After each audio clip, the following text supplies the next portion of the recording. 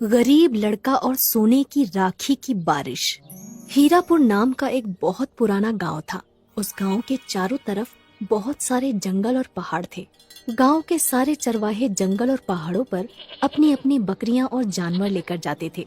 उसी गांव में घनश्याम नाम का एक लड़का भी रहता था। घनश्याम बहुत ही गरीब था। घनश्याम के पिताजी एक गरीब किसान थे। उनके पास केवल 3 बीघा जमीन थी। उसी से वो परिवार का खर्चा चलाते थे। घनश्याम की एक बहन भी थी जिसका नाम शीला था। घनश्याम ने अपने घर में 2 बकरियों को पाल रखा था। वो दोनों बकरियों को लेकर रोज पहाड़ पर जाता था। दोनों बकरियां दिन भर पहाड़ों पर घास और हरी हरी पत्तियां खाती थी और घनश्याम पेड़ की छांव में बैठकर सोता रहता था। एक दिन घनश्याम पहाड़ के ऊपर बकरियां चरा रहा था। तभी अचानक जोर की बारिश होने लगती है। पहाड़ के ऊपर एक बहुत पुराना माता का मंदिर था जो खंडर हो चुका था। घनश्याम अपनी दोनों बकरियों को लेकर मंदिर में छुप जाता है और बारिश के रुकने का इंतजार करने लगता है। पर शाम हो जाती है लेकिन बारिश बंद नहीं होती। घनश्याम कहता है, हे भगवान, बारिश तो रुकने का नाम ही नहीं ले रही है। अब मैं क्या करूं? अगर पानी में भीग गया तो बीमार पड़ जाऊंगा और मेरे पास तो दूसरे कपड़े भी नहीं हैं। घनश्याम बहुत गरीब लड़का था। उसके पास केवल एक जोड़ी कपड़े थे। उसी से वो अपना काम चलाता था और इस तरह बारिश बंद होने का इंतजार करते करते रात हो जाती है। खंडर हो चुके मंदिर के अंदर बहुत सारी लताएं लगी हुई थीं। घनश्याम पेड़ की लताएं तोड़कर अपनी दोनों बकरियों को मंदिर के अंदर बांध देता है और वहीं नीचे जमीन पर लेट जाता है। थोड़ी देर बाद घनश्याम को नींद आ जाती है और वो सो जाता है। रात में घनश्याम एक सपना देखता है। बारिश का महीना शुरू हो चुका था। एक दिन घनश्याम के पिताजी घर में घनश्याम से कहते हैं, बेटा घनश्याम, बारिश शुरू हो चुकी है और अभी तक खेतों में बुआई नहीं हुई है। घर में कुछ पुराने बीज रखे हैं, तो मेरे साथ खेत पर चलो, हम दोनों मिलकर बुआई कर देंगे। लेकिन पिताजी, दोनों बकरियां सुबह से भूखी हैं और उन्हें लेकर जंगल में भी तो जाना है। तब घनश्याम के पिताजी कहते हैं, आज बकरियां चराने शीला चली जाएगी, तुम मेरे साथ खेत पर चलो। घनश्याम अपने पिताजी की बात मान लेता है और इसके बाद दोनों बाप बेटे बीज लेकर खेत की तरफ चल पड़ते हैं।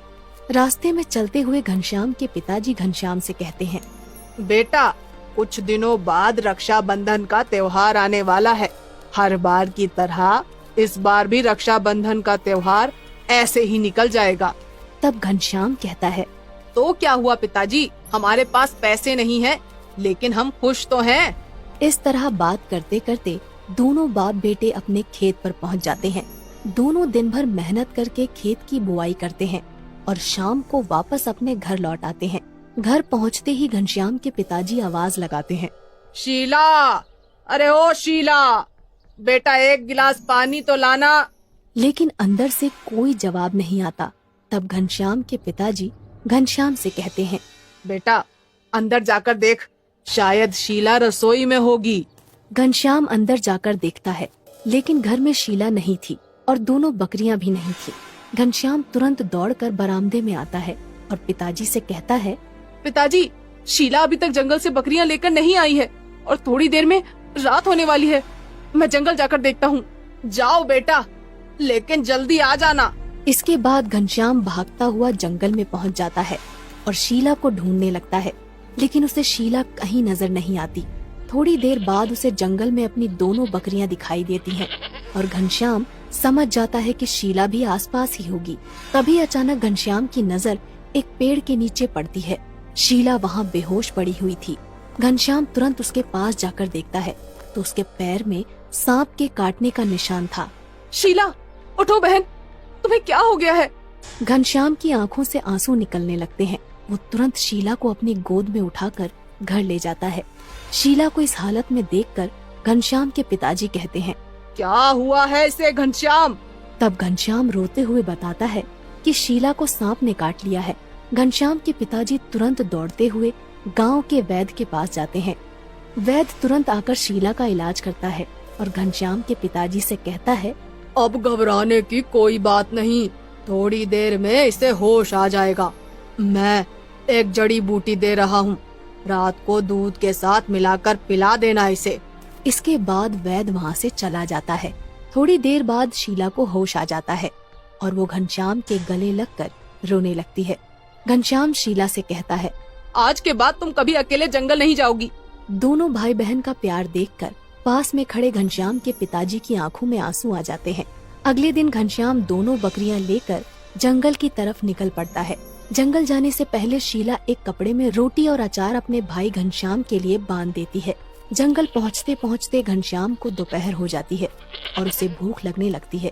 तभी उसे पहाड़ पर माता का पुराना मंदिर दिखाई देता है और वो सोचता है, बहुत दिनों से पहाड़ के ऊपर नहीं गया, क्यों ना आज पहाड़ के ऊपर ही खाना खाया जाए। और घनश्याम अपनी दोनों बकरियों को लेकर पहाड़ के ऊपर पहुंच जाता है। वो दोनों बकरियों को पत्ती डालकर मंदिर के अंदर चला जाता है। मंदिर के अंदर घनश्याम को कुछ चमकदार चीज दिखाई देती है। वो मंदिर के अंदर जाकर देखता है तो दंग रह जाता है। मंदिर के अंदर सोने की राखी की बारिश हो रही थी। पहले तो घनश्याम को अपनी आंखों पर यकीन नहीं होता, लेकिन जब वो पास जाकर देखता है तो सचमुच चारों तरफ सोने की राखियों की बरसात हो रही थी। घनश्याम एक राखी को अपने हाथ में उठाकर कहता है, रक्षाबंधन के दिन शीला ये सोने की राखी मेरे हाथ पर बांधेगी तो उसे बहुत अच्छा लगेगा। इसके बाद घनश्याम अपनी शर्ट उतारकर बहुत सारी सोने की राखियां उसमें बांध लेता है और वापस अपने घर आ जाता है। घनश्याम को देखते ही शीला कहती है, अरे भैया, आज इतनी जल्दी वापस आ गए और बकरियां कहाँ पर है? तब घनश्याम थोड़ा हकलाते हुए कहता है, अरे वो शीला, मैं घनश्याम सोच में पड़ जाता है कि शीला को सब कुछ बताऊं या नहीं, लेकिन शीला के लगातार पूछने पर घनश्याम उसे सारी सच्चाई बता देता है। घनश्याम पोटली खोलकर शीला को सोने की राखियां दिखाता है। इतनी सारी सोने की राखियां देखकर पहले तो शीला को यकीन नहीं होता। फिर वो घनश्याम से कहती है, भैया, मेरे पास एक आइडिया है। रक्षाबंधन के दिन हम लोग बाजार में सोने की राखियों वाली दुकान लगा लेंगे। इसमें हमें बहुत पैसा मिलेगा। तब घनश्याम कहता है, तुम बिल्कुल सही कह रही हो बहना, हम ऐसा ही करेंगे। थोड़े दिनों बाद रक्षाबंधन आ जाता है और घनश्याम बाजार में अपनी दुकान लगा लेता है। सोने की राखियां बाजार में बहुत महंगी बिकती हैं और घनश्याम ढेर सारा पैसा कमा लेता है। ये त्योहार घनश्याम और उसके परिवार का सबसे अच्छा त्योहार था। इसके बाद घनश्याम हर साल रक्षाबंधन के दिन सोने की राखियां बेचकर खूब पैसा कमाता है और जब राखियां खत्म हो जाती हैं तो दोबारा से पहाड़ के ऊपर जाकर उसी पुराने मंदिर से राखियां ले आता है। इसी तरह सोने की राखी वाली बारिश से घनश्याम बहुत अमीर आदमी बन जाता है और वो अपने पिता और बहन के साथ खुशी खुशी रहने लगता है। तभी अचानक घनश्याम की नींद खुलती है। सुबह हो चुकी थी और बारिश भी बंद हो चुकी थी। घनश्याम अंगड़ाई लेते हुए कहता है, क्या था? सोने की राखी की बारिश? काश ऐसा हो जाए। इसके बाद घनश्याम अपनी दोनों बकरियां लेकर वापस अपने घर चला जाता है।